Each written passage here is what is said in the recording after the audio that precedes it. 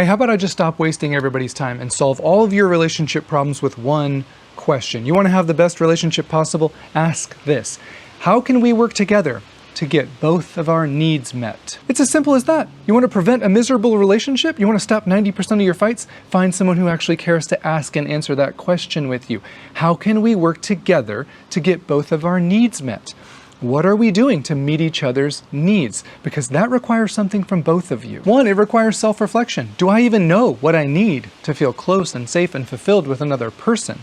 Do I allow myself to even have needs? Or do I allow my partner to have needs? Because I can tell you this, there's no point in being in an intimate relationship with another human who doesn't believe they need to honor what you need to feel emotionally safe or close or connected to them. And they might say they don't have needs, but that's just because they aren't even aware of the ones they do have. What about honesty? What about trust? What about respect? What about appreciation? What about sex? Are those legitimate needs to have in a relationship? Yeah, you need those, don't you? Two, it requires honesty and vulnerability to tell your partner what those things are and which ones you believe aren't being met in this relationship. Because there's no point in being in an intimate relationship if you're too scared to voice what you need out of fear of them leaving you. Listen, giving and people-pleasing and staying silent and becoming a chameleon for someone else to try to earn love, and because you're too afraid of being alone, I can tell you exactly where that leads. Feeling alone within your relationship. It leads to resentment and feeling like you're taken for granted, confused why they're not reciprocating your efforts. Three, it requires accountability. Are you showing up as your authentic self? Ask yourself, am I putting myself in healthy environments to get my legitimate relational needs met? Or am I attracting emotionally unavailable people and then blaming them when they neglect me? Because whether they believe we're allowed to have needs or not is their issue.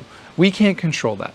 Whether or not we advocate for the needs we do have and set healthy boundaries around people who don't know what love actually is, we can control that. And four, it requires both of you to be working together. Intimacy can't be cultivated alone. It takes two for this thing to work. Compromise, consideration, connection, closeness, communication, commitment, compassion, consistency.